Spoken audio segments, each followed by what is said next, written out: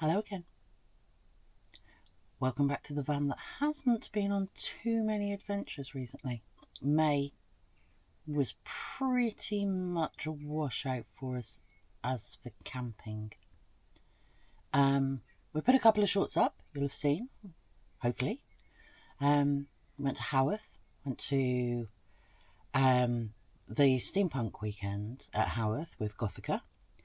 And then we got dragged along to the Windermere Science Festival to chase Darth Vader around, essentially. And then last weekend we went to York and we were going to have a poodle around York, take you with me and Bear, because Paul and Gothica, they had gone off to a Star Wars convention, like you do. So it was just going to be me and Bear. Unfortunately, we parked at the Park and Ride. There's a few of them around York, and about 4 or 5 of them really, really good for motorhome and campervan parking.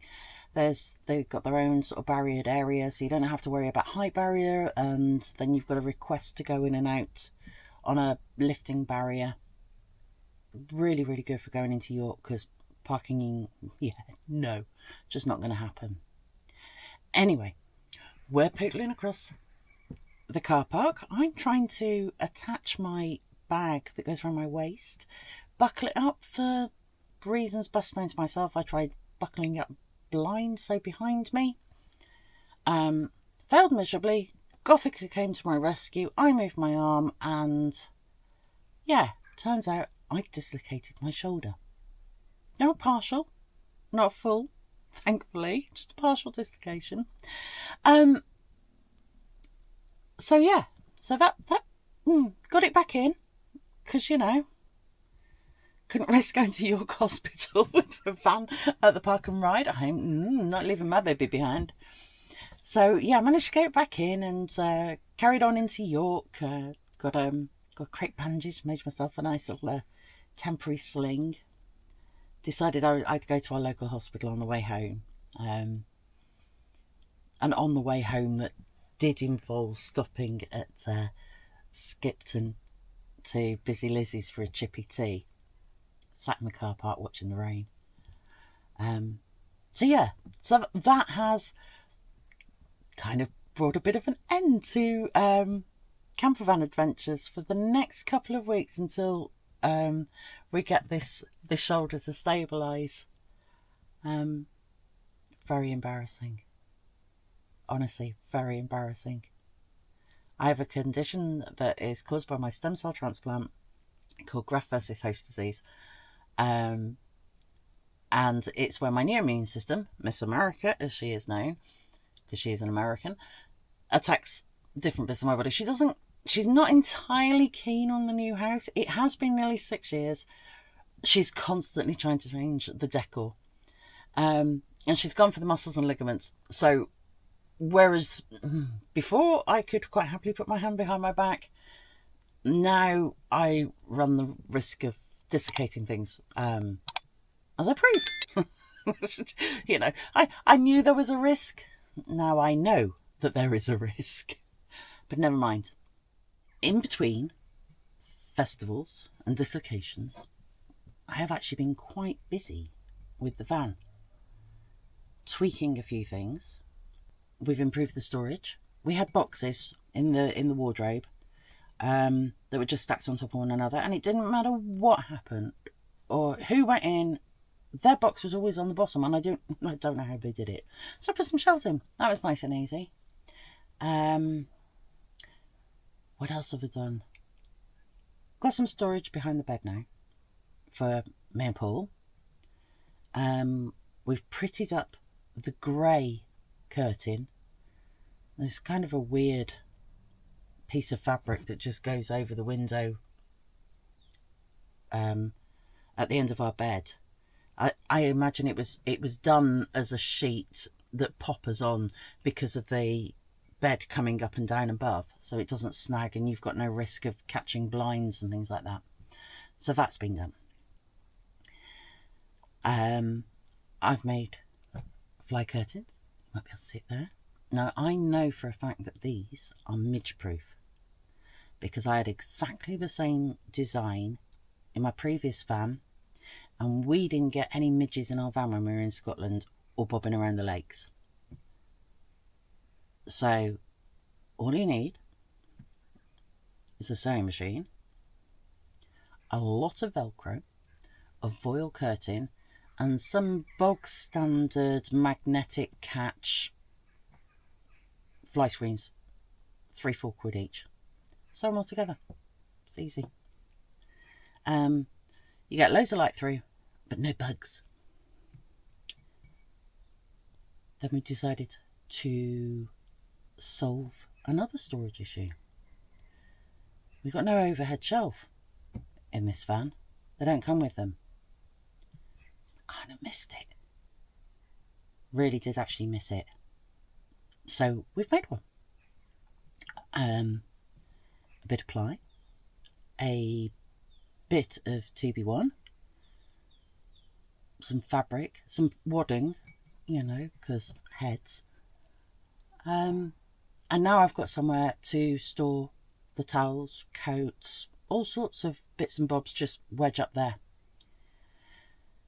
And then when I was watching other YouTubers, I was watching Nigel and Sue's adventures. Absolutely love those two.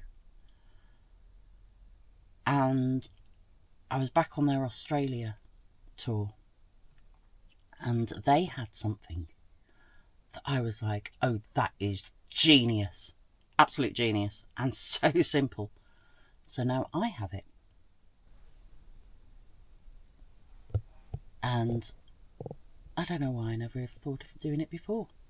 So I can't claim that I've had this brilliant idea. What I can claim is I watch the right YouTubers. Now, I don't know if I actually introduced this. This here is a bear lock. And it's an absolute genius bit of kit for security. Now, the bear lock is, I think it's from Germany or Eastern Europe. Anyway, we have the expected security, like you should. But I actually saw this, ages ago. I think I was watching, was it Campervan, I think? And my girls there, they went off and they got it fitted onto their one. And so whilst we were down for the NEC, I booked an appointment in to go and get it fitted because they were just outside of Birmingham. It takes a couple of hours to get it fitted. They do take your dash to pieces for it, but when it's engaged, it locks your vehicle in reverse and you cannot move the gear stick, and you can't move the gear stick until you unlock it. And it's such an easy thing to use, but the amount of peace of mind it's given me, because I was like, well, you know, they're going to come in and, you know, they break my window, new window, they've decided they're going to try and take off the disc lock or whatever they're going to try, you know, and that, but that is going to slow them down because no angle grinder is going to sort that one for them. Yeah, the ice cream van stops directly outside of my van. Paul's been busy in the van too. If you watch my video from when Gothic and I went to Iron Bridge after we'd been to the NEC show, you'll know that the bottom of the bed fell off of the top bunk, and that's where we discovered that Auto Trail are a little bit mean when it comes to the length of the screws they use, or mean or optimistic. I still don't know. Anyway, under the bed there's just a thin panel that's vinyl covered, and then two walloping thunks of furniture board, gloss white furniture board either end, and that one of those is what fell off. So I did a quick fix on it, got some screws, some longer ones, put those through. Did the other end as well, because, you know, if one's fallen off, the other one's going to get me in the head during the night. So got those secured. But of course, where the one side had come down, it pulled out the thinner trim bit, which turns out to have just been glued in. So really didn't take much to knock it out. Whatever they used, it obviously when it dried it contracted as well, so it just wasn't holding.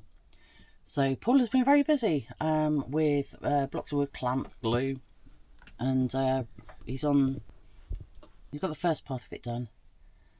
Guess the other part of it finished tomorrow, so hopefully that will be that bed put back up. But I am really, really tempted. I'm really tempted to actually get rid of the base, or replace the base, because the bits that are there are purely decorative. They're not structural. The frame is metal and it's all, you know, these just sit on it. They're not in it. They're not a structural piece. And the temptation is to remove them, whack them in the storage locker, and put a lightweight padded base on. So yeah, not right now, but I think that's going to come. I don't want furniture board smacking me in the head during the night. Oh, I'm accident prone enough as it is. You know, actually driving around with weapons to hand. So yes, get the bed fixed. We've had to back the roof lining back on it again. That's sort of sagged. I am very reluctant to go back to Water Trail on any of these because I have read the horror stories about how long they can keep your van for. And I actually need the van for July and August. Big holiday plan, big plans. We've got big plans for them. First part of July is the gas bottles are going and we're getting an underslung tank fitted at the local camping shop. I'm just fed up of running out of gas on those poxy little bottles and never knowing how much we've actually got. And I'm not going to go out there and weigh the flipping thing. I want a gauge. I want a gauge that tells me how much I've got. And I mean, even if I do weigh it, it doesn't really tell me how much longer I've got left on it. Yeah, so underslung. And then eventually it'll be electrics. Did score, absolute bargain of the century. They were free. 300 watt solar panels for the top of the van. I used two. I'll pass one on to whoever, but I'm thinking I can fit 300 watts up there, not a problem. And if they blow, 100 watt panels, less of a dent on the bank account to replace. I mean, it's a plan. I don't know if it's going to work. So, before the next trip, once I've got some down tying, I'm going to shove a teenager under the van with a length of plastic hosing and some large Jubilee clips. They don't know this yet. This will be a surprise for them. I can't do it. And the van's not designed for Paul to go underneath it either. But I want to get the heating hose covered and protected before we go trolling off anywhere with that. I mean, essentially it's just coated cardboard, so it needs doing. I live in the UK, it's too flipping wet for that. And whilst they're under there, I might actually get them to insulate the water tank. I mean, I've got the stuff to do it. They did a lot of construction work, bless them, on our previous van, on Optimus. I had the kids stripping out flooring and sorting insulation, taping insulation, and they were only little, and they were quite willing. Then I've been planning and sort of working out a trip over into Europe, onto the mainland. I'm very wary of planning things. We don't have the best history of planning things. The last couple of times I planned a big trip to Europe, both times to go and visit my family who live in Sardinia. Yeah, I decided to get leukemia instead. So as you can imagine, I'm a little bit wary because, you know, I'm hoping third time's the charm. Because the first two, they weren't. I mean, I got a break. I had a lovely time. Met some really nice people. Unfortunately, they're all poisoners. Hell bent on pumping me full of chemotherapy.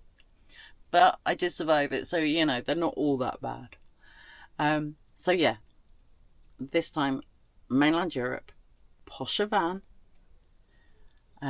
couple of weeks away, and trying a few different things, different places that we've not actually been to before, and just a pootling one. No plans to stay on any campsites for any length of time. This will be have a drive, have a look, have a drive, have a look, you know, for 2 weeks. Doesn't suit everybody, but it suits us because we get to see stuff, and we don't have to we don't have to do any organised entertainment, because I hate organised entertainment. So that's it. We will be back in a couple of weeks. I will get this arm sorted and we'll be having some fun. I'll be back. Thank you for joining me today, and yeah, see you next time. Bye.